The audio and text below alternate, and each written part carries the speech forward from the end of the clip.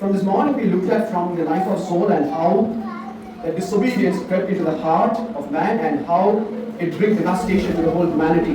காலையிலே நாம் எப்படி சவுலுடைய வாழ்க்கையிலே அவனுடைய இதயத்தில் எப்படி பாவமானது உற்பத்தியாகி மனித குலத்திற்கு அது ஒரு எப்படி பாதித்தது என்று நாம் பார்த்தோம். We saw how the sin came into the heart, how it shapes the way we think. பாவமானது எப்படி நம் சிந்திக்கும் நம்முடைய சிந்தையை வடிவமைக்கிறது என்று நாம் தியானித்தோம். And today now we are going to look at how the sin shapes the way we speak. இப்பொழுது பாவமானது நம்முடைய பேச்சை எப்படி அது வடிவமைக்கிறது என்று பார்க்க இருக்கிறோம். Let me take your attention to James chapter 1 verse 9, James chapter 3 verse 8. ஒரு நபர் யாக்கோபு முதலாம் அதிகாரத்துடைய 19வது வசனத்தை வாசிக்க வேண்டும். இன்னொரு James chapter 3 verse 8. மற்றொரு நபர் யாக்கோபு 3ஆம் அதிகாரத்துடைய 8ஆம் வசனத்தை வாசிக்க வேண்டும். யாக்கோபு 1:19. If speaking evil starts from your thoughts. பாவமான காரியங்களை பேசுவது இதயத்திலிருந்து தொடங்குகிறது. It slowly explodes with emotions. அது கொஞ்சம் கொஞ்சமாக உணர்ச்சியாக வெளிப்படுகிறது. Then it starts exposing it publicly through your mouth. பிறகு நம்முடைய நாவினாலே அது எல்லாருக்கும் அது வெளிப்பட ஆரம்பிக்கிறது. Here James says in verse 119. இங்கே யாக்கோபு முதல் அதிகாரம் 19வது வசனத்தில் இப்படியா சொல்கிறார். Let every person be quick to hear. எல்லாரும் கேட்கிறதுக்கு தீவிரமா இருக்க வேண்டும். Slow to speak. பேசுகிறதுக்கு பொறுமையா இருக்க வேண்டும். Slow to anger. கோபிக்கிறதுக்கு தாமதமா இருக்க வேண்டும் என்று சொல்கிறார். Is the monitor of the human condition. நம்முடைய உள்ள நிலைமையை வெளிப்படுத்தக்கூடிய ஒரு காரியமா இருக்கிறது நம்முடைய வாயானது. If a person can master his tongue, ஒருவர் தன்னுடைய நாவை அடக்கிக் கொள்ள பழகிவிட்டால், he can master his evil tendencies. அவனுடைய பாவ சுபாவங்களை அவனால் கட்டுப்படுத்திக் கொள்ள முடியும். Because it comes from your heart. அது இதயத்திலிருந்து வருவதனாலே and it tries to expose. அது தன்னை வெளிப்படுத்த தயாராக இருக்கிறது. You know, in scripture James gives two very good illustration. இரண்டு எடுத்துக்காட்டுகளை யாக்கோபு இங்கே கூறுகிறதை பார்க்கிறோம். One illustration he talks about a horse. ஒரு குதிரையை குறித்து அவர் சொல்கிறார். You know you can control your horse by controlling his tongue. ஒரு குதிரையானதை அதனுடைய நாவை அடக்குவதன் மூலமாக ஒரு குதிரையை நாம் அடக்கி விடலாம் என்று நமக்கு தெரியும். What we do basically they put a piece of metal in the horse mouth. அதனுடைய குதிரையுடைய நாவிலே ஒரு இரும்பு பொருளை அவர்கள் கொடுக்கிறார்கள். அது நாக்கில் அது அடக்குகிறது. So by controlling the horse tongue you can control the whole movements of the horse. அந்த நாவை கட்டுப்படுத்தி வைக்கிறது மூலமாக அந்த குதிரையுடைய எல்லா செயல்களையும் நம்மால் கட்டுப்படுத்த முடியும். Another illustration James says about the ship. இன்னொரு எடுத்துக்காட்டு கப்பலை குறித்து யாக்கோபு சொல்கிறார். We know the ship is a very big thing. கப்பலானது ஒரு பெரிய ஒரு பாத்திரமா இருக்கிறது. And using a small little rudder. அந்த கப்பலை ஒரு சின்ன சுக்கான் கொண்டு நாம் அதை கட்டுப்படுத்த முடியும். And the pilot can drive and the pilot can desire and take that wherever he wants. அந்த சிறிய சுக்கானை கொண்டு அந்த கப்பலை இயக்கும் அந்த மாலுமி அந்த கப்பலை எப்படி வேண்டுமானாலும் திசை திருப்ப முடியும். A little rudder moves the massive ship according to the pilot's desire. அந்த அவ்வளவு பெரிய அந்த கப்பலை அந்த சிறிய சுக்கானானது அந்த மாலுமி விரும்பும் விதமாக அது இயக்கக்கூடியதாக இருக்கிறது. So in every home, ஒவ்வொரு வீட்டிலுமே there is a line drawn. நமக்கு ஒரு கோட்பாடு நாம் நியமித்திருக்கிறோம். Line drawn between children. குழந்தைகளுக்கு என்று ஒரு கோட்டை நாம் வரைந்திருக்கிறோம். In our family life, social life, every aspect of our life. நம்முடைய குடும்ப வாழ்க்கை, சமுதாய வாழ்க்கையின் ஒவ்வொரு நிலைக்கும் நமக்கு ஒரு எல்லை இருக்கிறது. What is acceptable speech? What is not acceptable speech? எந்த விதமான பேச்சு நாம் பேச வேண்டும், எந்த விதமான பேச்சு நாம் பேசக்கூடாது என்று ஒரு வரைமுறை வச்சிருக்கிறோம். Sometimes we make things very easy. We leave things easy. அநேக வேளைகளிலே நாம் காரியங்களை இலகுவாக விட்டு விடுகிறோம். We don't consider that as a big thing. அதை நாம் ஒரு பெரிய தவறாக நாம் நினைப்பதில்லை. For an example, ஒரு எடுத்துக்காட்டுக்காக, if a child look at his parents or look at another person, ஒரு குழந்தை தன்னுடைய பெற்றோர்கள் அல்லது வயதில் பெரியவங்களை பார்த்து he may use a disrespect words. ஒரு மரியாதை குறைவான ஒரு வார்த்தையை பேசும் என்றால், he may not be using intentionally. அந்த குழந்தை வேண்டுமென்றே அதை செய்வதில்லை, but unintentionally. தெரியாமல் அது அப்படி செய்து விடுகிறது. That might feel fun or joke. அது பார்ப்பதற்கு வேடிக்கையாக இருக்கலாம். We may sometimes we will say okay, we will smile at them. அந்த வேளையில் நம்ம குழந்தை அப்படி செய்யும்போது நம்ம அதை குழந்தையை பார்த்து சிரிப்போம். But what actually we are cultivating in the heart? அப்படி நாம் செய்யும்போது அந்த குழந்தையோட இதயத்திலே நாம் என்ன சிந்தனையை நாம் கூறி விடுகிறோம்? It is acceptable. இப்படி நாம் பேசலாம். It is acceptable speech. இந்த பேச்சானது எல்லாராலும் ஏற்றுக்கொள்ளப்படுகிறது. அதுக்கு ஒரு வரைமுறை இல்லை. You know what happens in many relationships at home and church? நம்முடைய சபையாகட்டும் வீடாகட்டும் அங்க இருக்கும் உறவுகளிலே என்ன நடக்கிறது? The tongue plays a vital role. நாவு ஒரு முக்கியமான பங்கு வகிக்கிறது. And there are many relationships at church, many relationships at home, in families are broken today. சபைகளிலே உள்ள அநேக உறவுகள், அதே போல வீடுகளில் உள்ள அநேக உறவுகள் முறிந்து காணப்படுகிறதற்கான காரணம் not by actions, வெளிப்படையாக செய்யும் செயல்களினாலே அல்ல, through tongue. அது நாவினாலே ஏற்படுகிறது. There is a word in Luke chapter 6 verse 45. லூக்கா 6ஆம் அதிகாரத்தினுடைய 45வது வசனம் Means இதனுடைய அர்த்தம் என்னவென்றால் your speech is not a sound. உங்களுடைய பேச்சானது அது ஒரு சத்தம் மட்டுமல்ல, It is a window to your soul. உங்களுடைய ஆவிக்குள்ளாக பார்ப்பதற்கான ஒரு ஜன்னலாக இருக்கிறது. What we say often, நாம் அடிக்கடி நாம் சொல்லும் காரியம் என்னவென்றால் it comes straight from thoughts and emotions, and also it brings your spiritual condition.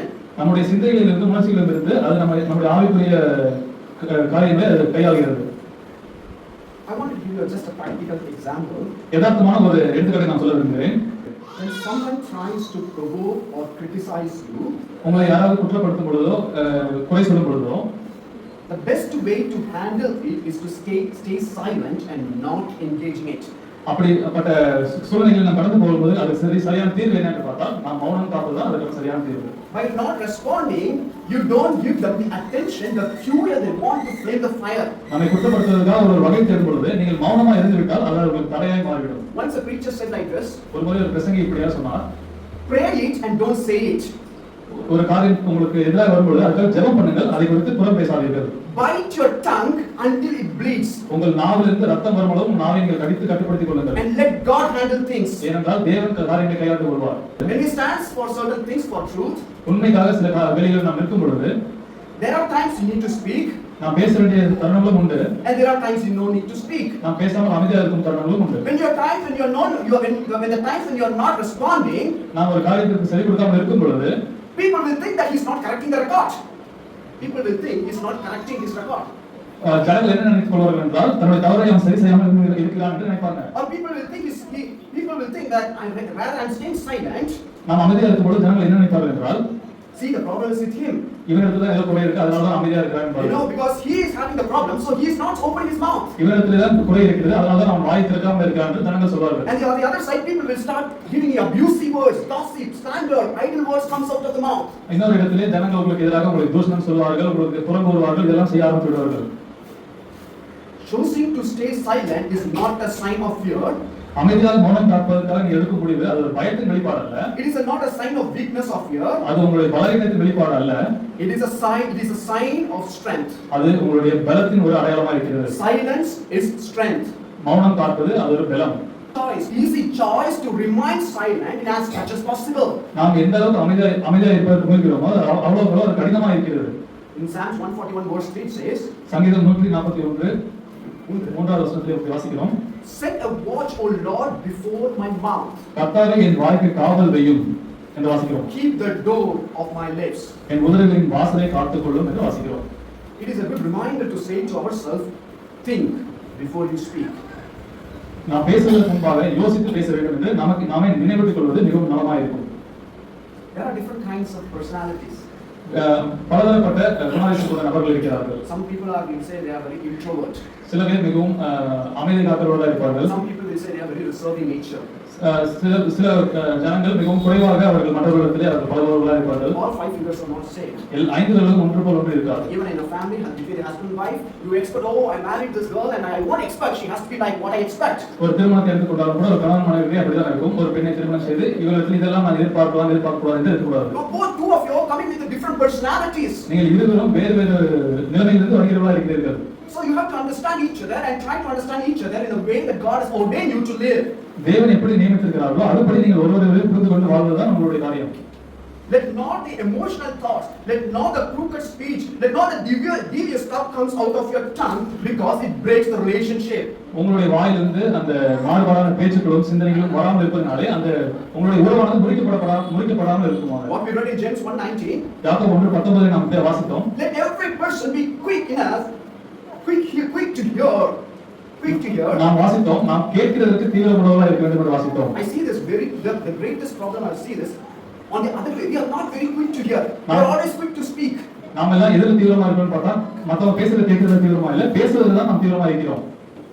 And we are not slow to, because of the quick to speak, we are not slow to anger. நாம் பேசுறதுல we are not, since we are very quick to speak, we are again quick to anger. நாம் தீவிரமா பேசுறதுனால தீவிரமா கோபமடையும் செய்கிறோம். நாம் Colossians chapter 4 verse 6. கொலோசியர் 4ஆம் அதிகாரத்தினுடைய 6வது வசனம். Your conversation will be seasoned with salt. உங்களுடைய வசனம் எப்பொழுதும் உப்பால் சாரம் ஏறினதா இருக்க வேண்டும் என்று வாசிக்கிறோம். Did you know we have heard a lot of messages about the salt and the light? உப்பை குறித்தும் வெளிச்சத்தை குறித்தும் அநேக செய்திகளை நாம் கேட்டிருக்கிறோம். We know very well that why salt is used in foods. வீட்டிலே உப்பு எதற்கு பயன்படும் நம்ம எல்லாருக்கும் நல்லா தெரியும். And in the ancient world, ஆதின காலங்களிலே the salt is used to keep food from decay. உணவு கெட்டு போகாமல் இருப்பதற்கு அதை பதப்படுத்தி வைப்பதற்கு உப்பை பயன்படுத்தினார்கள். And salt enhances the flavor of the food. உப்பானது உணவினுடைய சுவையை அது ஏற்றி கொடுக்கிறது. And most importantly, in the Old Testament times, the salt was used as an offering to God. It's part of offering to God. பழைய ஏற்பாட்டின் காலங்களிலே உப்பு அதோட காணிக்கையின் ஒரு பகுதியாக இருந்தது. தேவனுக்கு கொடுக்கும் அந்த பலியில ஒரு பகுதியாக இருந்தது. And the salt creates or brings thirst in your body. உப்பு நாம் உட்கொள்ளும் பொழுது அது தாகத்தை ஏற்படுத்துகிறது. So when we read in Colossians, the scripture says, "Let your conversation be seasoned with salt." What does it mean? இங்கே நாம் வாசித்தோம், உங்கள் வசனம் எப்பொழுதும் உப்பால் சாரம் ஏறினதா இருக்க வேண்டும் என்று வாசித்தால் அதோட அர்த்தம் என்ன? Let our speech make others to thirst for God. நம்முடைய அந்த பேச்சானது மற்றவர்களிடத்திலே தேவனை தேடும் ஒரு தாகத்தை உண்டு பண்ணக்கூடிய ஒரு பேச்சாக இருக்க வேண்டும். Let our speech have a speech of having faithfulness and purity to God's truth. தேவனுடைய சத்தியத்திற்கு வாஞ்சையும் விசுவாசமும் ஏற்படுத்தக்கூடிய பேச்சாய் நம்முடைய பேச்சு இருக்க வேண்டும் என்று வாசிக்கிறோம். In Ephesians chapter 4 verse 29. எபேசியர் 4ஆம் அதிகாரத்தினுடைய 29வது வசனம். Actually I really like the Tamil translation. எனக்கு தமிழ் மொழியினுடைய அந்த மொழிபெயர்ப்பு தான் மிகவும் பிரியமாக உள்ளது. Like in Tamil translation they came very straight to the point. என்றால் தமிழ் மொழியிலே அந்த என்ன காரியத்தை சொல்ல வேண்டுமோ அது வெளிப்படையாக சொல்லப்பட்டிருக்கிறது. பெற்ற வார்த்தைகள். In English translation it says corrupted. In other English translation it says unwholesome words. மற்ற ஆங்கில மொழிபெயர்ப்பிலே பார்க்கும் பொழுது அது தேவையில்லாத வார்த்தை என்று நாம் வாசிக்கிறோம். ஆனால் தமிழ் மொழியிலே கெட்ட வார்த்தை என்று வெளிப்படையாக சொல்லப்பட்டிருக்கிறது. What is this corrupt words? What is this corrupted words? சரியில்லாத வார்த்தை என்றால் அது என்ன வார்த்தை? Gossiping, புறங்கூறுதல், slandering or idle words, தேவையில்லாத வார்த்தைகள், தூஷண வார்த்தைகள், criticism, மற்றவர்களை குறை சொல்லும் வார்த்தைகள், crude jokes, தேவையில்லாத கேலித்தனமான பேச்சுக்கள். all these are corrupted or unwholesome talk. இப்படிப்பட்ட வார்த்தைகள் எல்லாம் தேவையில்லாத வார்த்தைகள், அர்த்தமற்ற வார்த்தைகள் என்று பார்க்கிறோம். Forget about unbelievers. அவிசுவாசிகள் எல்லாம் விட்டுருங்க. How many of these things are happening in believers' home, in churches? எத்தனை விசுவாசிகளோட வீட்டிலும் சபையிலும் இந்த வார்த்தைகள் எல்லாம் நம்ம கேட்கிறோம். Take a rotten, if you look at a rotten fruit, ஒரு அழுகி போன ஒரு பழத்தை பார்த்தோம்னா, if you look at the rotten fruit at the beginning, அந்த அழுகி போன பழத்தை முதல் பார்க்கும் பொழுது it looks so nice, you don't see anything rotten inside. அது வெளிப்புறமா பார்க்கும் பொழுது அதோட அழுகி போன எல்லாமே நமக்கு கண்ணுக்கு தெரியாது. But slowly what happens, the rottenness spread and it decays inside. அது கொஞ்சம் கொஞ்சமாக அது உள்ளே இருந்து அழுக ஆரம்பித்து அது முழுவதுமாக அழுகி போய்விடுகிறது. That is what this corrupted toxic word brings to church and families. இந்த நச்சுத்தன்மையான வார்த்தைகள் மூலமாக இப்படிதான் குடும்பங்களிலும் சபைகளிலும் பிரச்சனைகள் ஏற்படுகிறது. Initially it may sound joke, it may sound harmless, it may sound fun on each other. ஆரம்பத்திலே கேட்கும் பொழுது அது வெறும் ஒரு கேலி பேச்சாவோ விளையாட்டாவோ தோன்றும். Crude jokes about the believers. விசுவாசிகளை குறித்தான கேலி பேச்சுகள், gossiping, தூஷண வார்த்தைகள். These are rotten words. இவையெல்லாம் அழுகி போகிறவருடைய வார்த்தைகள். They don't understand that spreads the hidden damage in your the body that God united. தேவன் ஏற்படுத்திய சரீரத்தை அது எப்படி அவர் கெடுக்கிறது என்று இவர்கள் எல்லாம் புரிந்து கொள்வதில்லை. As a child of God, how I can shape my speech before God. எனவே தேவனுடைய பிள்ளையாக நம்முடைய பேச்சை எப்படி நாம் தேவனுக்கு முன்பாக வடிவமைக்கிறோம் என்பது ஒரு மிக முக்கியமான காரியமாக இருக்கிறது. And next time let me move on to the sin of commission or sin of action. அடுத்தது நாம் பாவத்தை எப்படி பாவம் செய்கிறோம் என்பதை குறித்து நாம் பார்க்க இருக்கிறோம். James chapter 1 verse 15. யாக்கோபு 1ஆம் அதிகாரத்தினுடைய 15வது வசனம். பின்பு இச்சையானது கர்ப்பம் தரித்து பாவத்தை பிறப்பிக்கும், பாவம் பூரணமாகும்போது மரணத்தை பிறப்பிக்கும். This is the last phase. When it gives birth to sin, and that's what Jesus said, sin is not in action, sin is in your thought, sin is in your attitude. Okay, what agree with me that sin don't begin outwardly.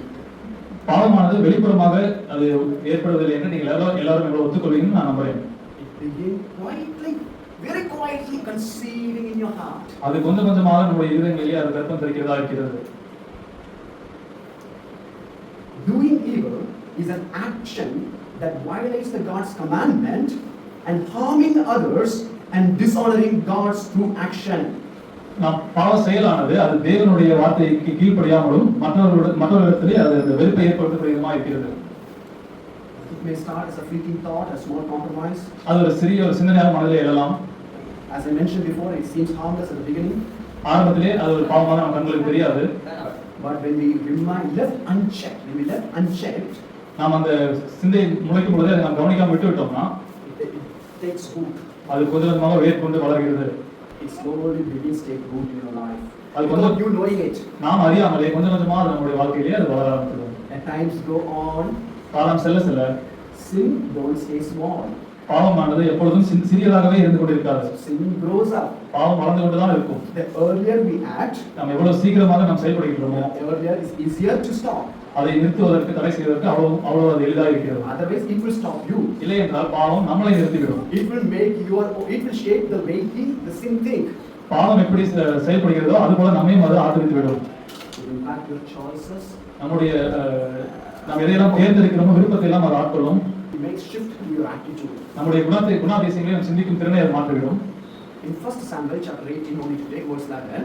1 Samuel 18ஆம் அதிகாரத்தினுடைய 11ஆம் வசனத்தை வாசிக்கிறோம். In the life of King Saul, Saul ராஜாவுடைய வாழ்க்கையிலே Saul had a spear in his hand, Saul தன்னுடைய கையிலே ஒரு ஈட்டியை வைத்துக் கொண்டிருந்தான்.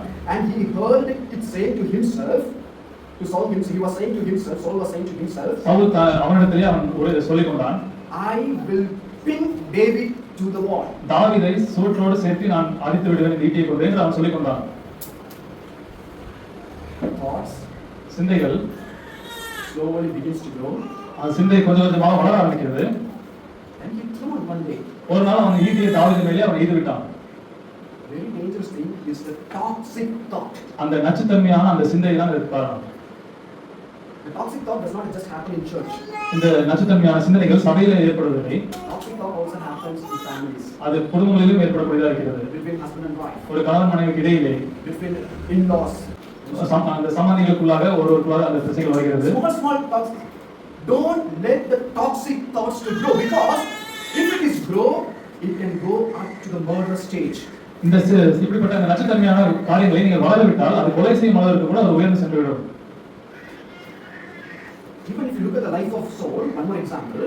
பவுலுடைய வாழ்க்கையிலிருந்து இன்னொரு எடுத்துக்காட்டை சொல்ல இருக்கிறேன். Saul tells to Jonathan, Saul யோனத்தானிடத்தில் சொல்கிறான், you have to kill David. நீ தாவீதை கொலை செய்ய வேண்டும் என்று யோனத்தானிடத்தில் சொல்கிறான். Jonathan kept the David's life safe. ஆனால் யோனத்தான் தாவீதுடைய வாழ்க்கையை அவன் பாதுகாத்து வைத்தான். Because of that, what happens to Saul? What did Saul tell to Jonathan, his own son? தன்னுடைய சொந்த மகனான யோனத்தானை பார்த்து சவுல் என்ன சொன்னான்? The Saul anger was arose against Jonathan. யோனத்தானுக்கு எதிராக சவுலுடைய கோபமானது உண்டது.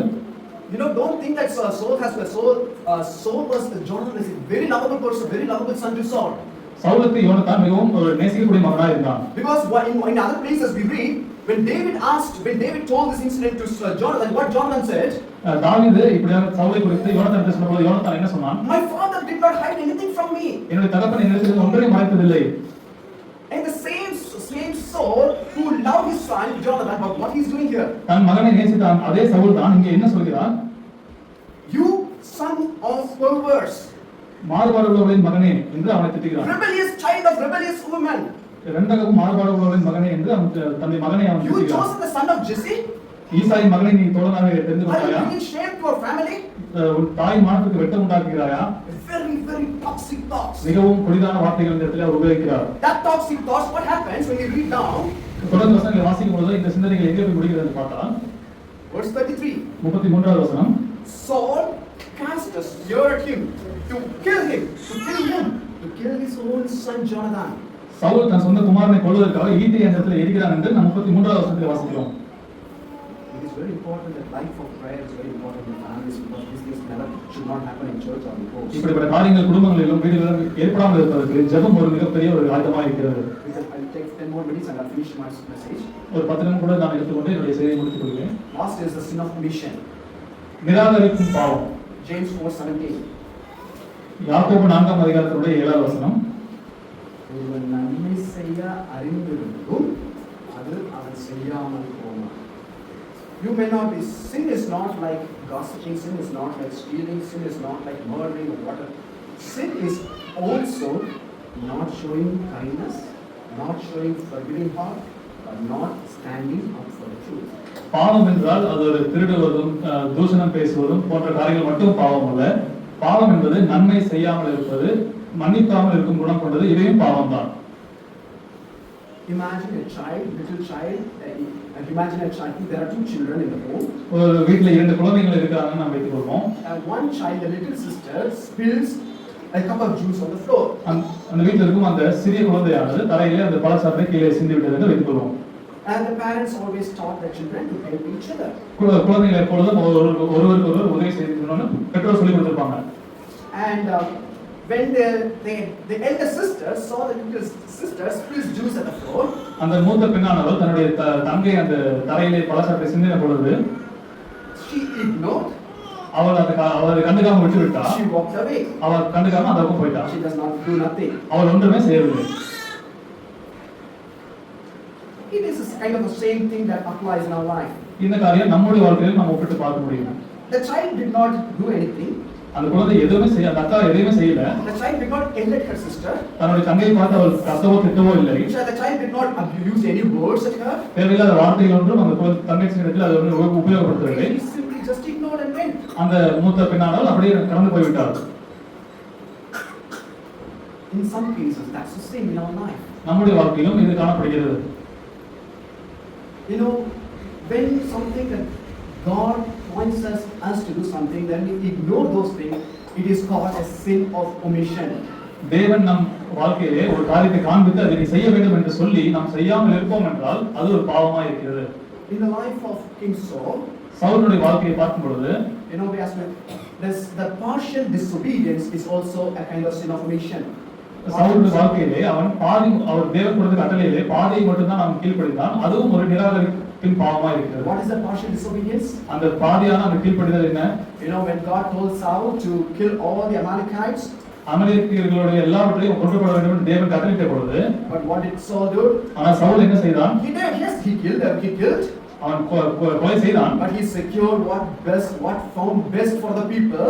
ஆனால் ஜனங்களுக்கு நலமானதை மட்டும் அவன் கொல்லாமல் வைத்துக் கொண்டான். Because he wanted to create his own self reputation. தனக்கென்று ஒரு மரியாதை ஜனங்கள் மத்தியிலே ஏற்படுத்துவதற்காக அவன் சில காரியங்களை மட்டும் வைத்துக் கொண்டான். So I do what God wanted.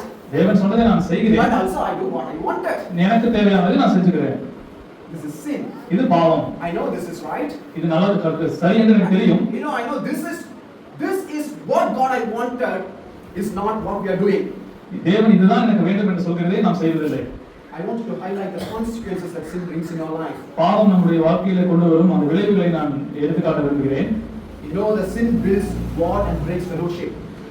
அந்த பாவமானது ஒருவருக்கு ஒருவர் அது தர்க்கத்தை ஏற்படுத்தி உறவுகளை முறிக்கிறது. It creates distance. அது உறவுகளுக்கு மத்தியிலே ஒரு தூரத்தை ஏற்படுத்துகிறது. When you have something burdening in your heart, நம்முடைய மனதிலே பாரமான ஒரு காரியம் இருந்து கொண்டே இருக்கும் பொழுது, outwardly you looks very smart, you looks okay. வெளிப்புறமாக பார்க்கும்போது எல்லாம் நலமாக தான் தெரியும். But internally there is a distance between you and another brother. ஆனால் மனதிற்குள்ளாக எனக்கும் அந்த இன்னொரு சகோதரருக்கும் இடையே ஒரு பெரிய இடைவெளி காணப்படும். Why is it? ஏன் அது ஏற்படுகிறது? Because ஏனென்றால் sin is there. பாவம் அங்கே குடிகொண்டிருக்கிறது. Sin created war. பாவமானது அங்கே தர்க்கத்தை ஏற்படுத்துகிறது. Sin destroy the fellowship. Just breaks the fellowship. பாவமானது அந்த ஐக்கியத்தை முறிக்கிறது. Instead of trying to restore the relationship, அந்த முறிந்து போன அந்த உறவை மீட்டுக் கொள்வதற்கு பதிலாக, you know the common thing we do? நாம் பொதுவாக என்ன செய்கிறோம்? We want to protect our feelings. நம்முடைய உணர்ச்சிகளை மட்டும் தான் நாம் கட்டுப்பட்டு விரும்புகிறோம். We don't want to get hurt again. மறுபடியும் நாம் காயப்பட்டு விடக்கூடாது என்று நாம் உணர்ச்சிகளுக்கு முக்கியத்துவம் கொடுக்கிறோம். What sin does? அதுதான் பாவம் ஏற்படுத்தக்கூடிய காரியமாக இருக்கிறது. And the sin is a pride. பாவமானது அது இந்த இடத்துல அது பெருமையாக It காணப்படுகிறது. becomes a barrier to your reconciliation. நம்முடைய அந்த ஒப்புரவாதலுக்கு அது தடையாக இருக்கிறது. I refuse to admit my fault. என்னுடைய குற்றத்தை நான் ஒப்புக்கொள்வது மனதில்லை. It resists humility. அது தாழ்மையாக இருப்பதற்கு தடை செய்கிறது. And outside we may look fine. வெளிப்புறமாக பார்க்கும் பொழுது நம்ம எந்த குறையும் நமக்கு தெரியாது. There is something still influencing us. ஆனால் நம்மை தாக்கக்கூடிய காரியம் இன்னும் இருந்து கொண்டு தான் இருக்கிறது. Instead of being led by the Holy Spirit, பரிசுத்த ஆவியானவரால் வழிநடத்தப்படுவதற்கு பதிலாக we start to justify our own choices. நம்மளுடைய விருப்பங்களை நாமே அதற்கு நியாயம் சொல்லிக் கொள்கிறோம். Finally, don't underestimate the seriousness of sin. பாவத்தினுடைய அந்த விளைவை நீங்கள் சாதாரணமாக எடைபடாமல் இருங்கள். The reason why we don't deal with sin so strongly நாம் பாவத்தை மிகவும் எச்சரிக்கையாக ஏன் கையாளாமல் இருக்கோம் தெரியுமா? We don't understand the seriousness of sin. ஏனென்றால் அந்த பாவத்தினுடைய முக்கியத்துவத்தை நாம் அறிந்து கொள்ளாமல் இருக்கிறோம். Often we think a sin is just one mistake or something everyone does. பாவம் என்றால் எல்லாரும் செய்யக்கூடிய ஒரு சாதாரணமான ஒரு பாவம் தான் அப்படின்னு நம்ம நினைச்சிட்டு இருக்கோம். But God does not see sin as how we see. பாவத்தினுடைய நமது கண்ணோட்டம் தேவனுடைய கண்ணோட்டத்திலிருந்து மாறுபடுகிறது. Romans 6:23, the wages of sin is death. ரோமர் 6:23 வாசிக்கிறோம், பாவத்தின் சம்பளம் மரணம். So see how God has to look at it. அதை தேவன் எப்படி பார்க்கிறார் நீங்க பாருங்கள். We see sin in a moment. பாவத்தை அந்த நொடியில் மட்டும்தான் நாம் பார்க்கிறோம். You don't know what is going inside your heart. உங்கள் இதயத்துக்குள்ளாக என்ன நடந்து கொண்டிருக்கிறது நீங்க பார்த்ததில்லை. Inside your heart. உங்கள் இதயத்தில் எந்த சிந்தனைகளை நீங்கள் அசை போட்டுக் கொண்டிருக்கிறீர்கள் நீங்க பார்த்ததில்லை. You throw a word at your brother. ஒரு சகோதரனிடத்திலே நீங்கள் ஒரு தேவையான வார்த்தையை நீங்க பேசுகிறீர்கள். Just a moment. அந்த நொடியிலே பேசி விடுகிறீர்கள். அது முடிந்து விட்டது. You don't see what happens next. அடுத்தது அதனால் என்ன தாக்கப்படுகிறது நீங்க யோசிப்பதில்லை. But God is seeing what impacts it brings to your life. ஆனால் நீங்கள் செய்த காரியத்தில் என்ன தாக்கத்தை ஏற்படுத்தப்படுகிறது தேவன் பார்க்கிறார். What it is doing in the hearts. அது இதயத்துக்குள்ளாக எப்படிப்பட்ட காரியங்களை What is ஏற்படுத்துகிறது. doing in the relationship. அந்த உறவுகளுக்கு மத்தியிலே அது எப்படி மாற்றத்தை ஏற்படுத்துகிறது. And what is going to impact the future. எதிர்காலத்தை அது எப்படி தாக்க இருக்கிறது. A little bit of bitterness turns into a broken relationship. ஒரு சிறு கசப்பான ஒரு உணர்ச்சி அது ஒரு உறவை முறிக்கும் நிலைமைக்கு சென்று விடுகிறது. If there are any unconfessed sin from our thoughts, from our speech, from our action or from our omission, it's time to wonder upon ourselves. நம்முடைய வாழ்க்கையிலே நம்முடைய சிந்தனையிலோ பேச்சிலோ செயலிலோ அல்லது நன்மை செய்யும் இடத்தில் நிராகரிக்கும் இடத்தில் ஏதோ பாவம் இன்னும் அறிக்கை செய்யாமல் இருந்திருந்தால் அது அறிக்கை செய்வதற்கு ஏற்ற வேலையாக இருக்கிறது. As we come to the closure of the sermon, இந்த பிரசங்கத்தினுடைய முடிவு வேலைக்கு நாம் வரும் வேளையிலே we are all born again believers. நாம் எல்லாரும் புதிதாக பிறந்த விசுவாசிகள் தான். But there are still challenges that we have to face in our life day by day. ஆனாலும் ஒவ்வொரு நாளும் நம்முடைய வாழ்க்கையிலே நாம் சவால்களை சந்திக்க தான் வேண்டும். The challenge from the flesh, the challenge from the world, the challenge from the devil. உலகத்திலிருந்து ஏற்படும் சவால்கள் மற்றும் சாத்தான் மூலமாக வரும் சவால்கள் மற்றும் நம்முடைய மாம்சத்திலிருந்து ஏற்படும் சவால்களை நாம் எதிர்கொள்ள வேண்டும். Fill your mind with the word of God. உங்களுடைய மனதை சிந்தையை தேவனுடைய வார்த்தைகளால் நிரப்பிக் கொள்ளுங்கள். Study the scripture. வேதத்தை நீங்கள் வாசியுங்கள். When your mind is closely connected with God, there are very less room for sinful thoughts. உங்களுடைய சிந்தையானது தேவனோடு மிகவும் நெருங்கி இருக்கும் பொழுது பாவமான சிந்தனைகள் உங்களுடைய மனதில் வருவதற்கு அது மிகவும் கடினமாக இருக்கிறது. And pray for pure mind. ஒரு சுத்த இதயத்திற்காக நீங்கள் எப்பொழுதும் ஜெபம் செய்ய வேண்டும். Psalms 51 verse 10 it says, சங்கீதம் 51ஆம் அதிகாரத்தின் 10ஆம் வசனத்தை வாசிக்கிறோம். Create in me. Let's pray, Lord, create in me a clean heart. தேவனே என்னுடைய இதயத்திலே ஒரு சுத்த இதயத்தை ஏற்படுத்தும் என்று நாம் வாசிக்கிறோம். We all have personal sin, public sin, but there are sins that are hidden in our life. But only through prayer we can be able to overcome the sinful life. நம்முடைய வாழ்க்கையிலே உள்ளான பாவங்கள் உண்டு, வெளிப்படையாக செய்யக்கூடிய பாவங்கள் உண்டு, அது போக நம்மிடத்திலே மறைந்திருக்கும் பாவங்களும் உண்டு. அதை நாம் எப்படி சரி செய்ய முடியும் என்றால் ஜெபத்தின் மூலமாக மட்டும்தான் நம்ம அந்த பாவத்திலிருந்து வெளிவர முடியும். Tell Lord, I cannot be able to overcome certain things. தேவனே சில காரியங்களை என்னால் விட்டுவிட முடியவில்லை என்று நாம் தேவனிடத்திலே நாம் சொல்ல வேண்டும். Lord, there are certain things that through my mouth I become overreactive. என்னுடைய வாயினாலே நான் தேவையில்லாமல் அதிகமாக நான் உணர்ச்சிவசப்பட்டு விடுகிறேன் ஆண்டவரே என்று நான் சொல்ல வேண்டும். Lord, there are certain things from my thoughts that I cannot control. என்னுடைய சிந்தனைகளிலே அநேக சிந்தனைகளை நான் கட்டுப்படுத்த முடியவில்லை ஆண்டவரே என்று நான் சொல்ல வேண்டும். Lord, there are certain things that I'm not able to control my behavior or action through action. என்னுடைய செயல்களை அநேக வழியிலே நான் கட்டுப்படுத்த முடியவில்லை தேவனே என்று நான் சொல்ல வேண்டும்.